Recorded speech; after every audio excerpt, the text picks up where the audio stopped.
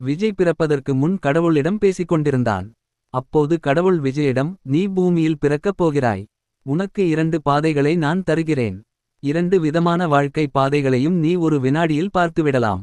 ஒன்று சிவப்பு பாதை, மற்றொன்று நீல பாதை. இரண்டிலும் ஒரே மாதிரியான பலன்கள்தான் இருக்கும். இரண்டையும் பார்த்துவிட்டு உனக்கு எந்த பாதை வேண்டும் என்று தேர்ந்தெடுத்து சொல் என்றார். விஜய் 2 நொடியில் 2 வாழ்க்கை பாதைகளையும் பார்த்தான். சிவப்பு பாதை. விஜய் ஒரு நடுத்தர குடும்பத்தில் பிறந்தான். அவனுக்கு தந்தை, தாய், சகோதரன் என்று 3 பேர் கொண்ட குடும்பம் இருந்தது. தாயின் பெயர் ஆண்டாள், சகோதரனின் பெயர் தேவா.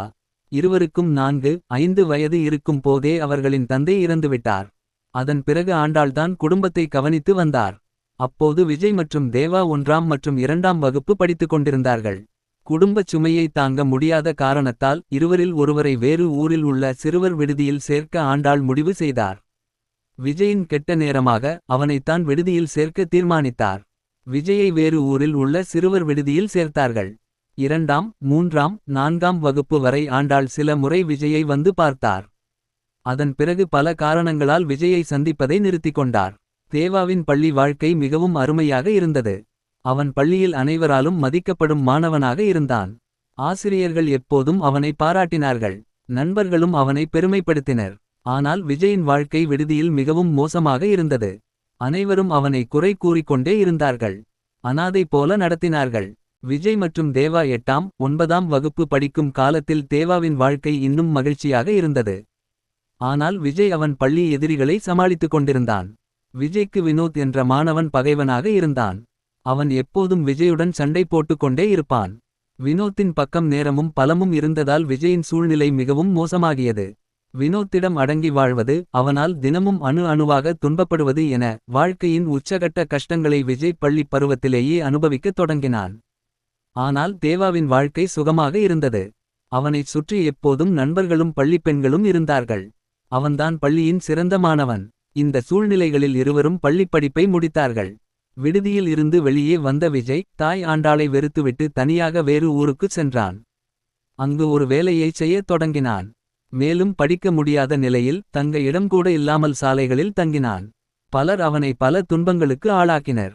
18 முதல் 19 வயது வரை இருந்த அந்த ஒரு வருட காலம் விஜயின் வாழ்க்கையில் மிகவும் துன்பமான காலமாக இருந்தது.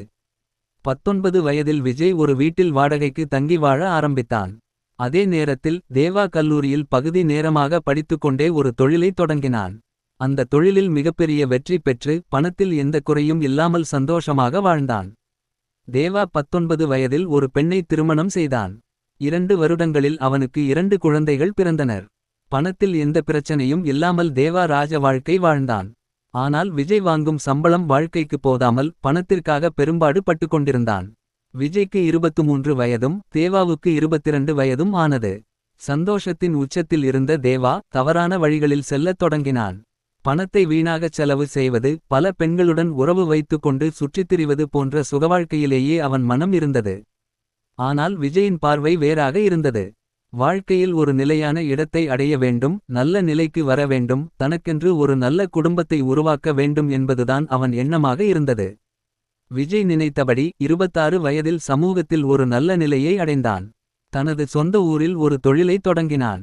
அவனுடைய நல்ல நிலையை பார்த்த உறவினர்களில் ஒருவர் தனது மகளை விஜய்க்கு திருமணம் செய்து வைத்தார். விஜய் 27 வயதில் இருக்கும்போது தேவா இறந்து போனான்.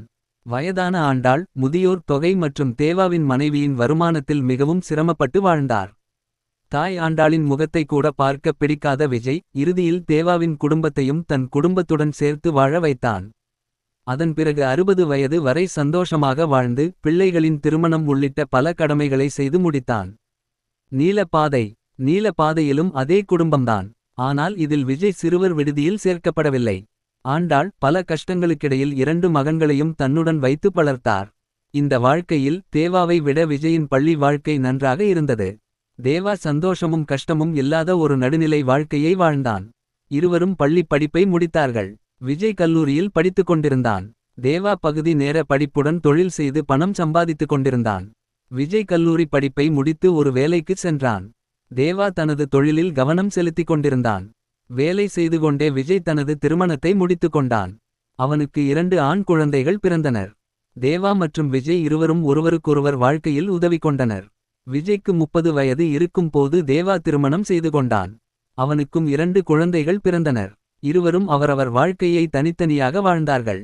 தங்களது பிள்ளைகளுக்கு திருமணம் செய்து வைப்பது போன்ற பல குடும்ப கடமைகளையும் செய்து முடித்தார்கள். அதன் பிறகு 60 வயதிற்கு மேல் இருவரும் இறந்தார்கள். கடவுள் காட்டிய அந்த 2 பாதைகளில் விஜய் நீல பாதையை தேர்ந்தெடுத்து பூமியில் பிறந்து தனது வாழ்க்கையை தொடங்கினான்.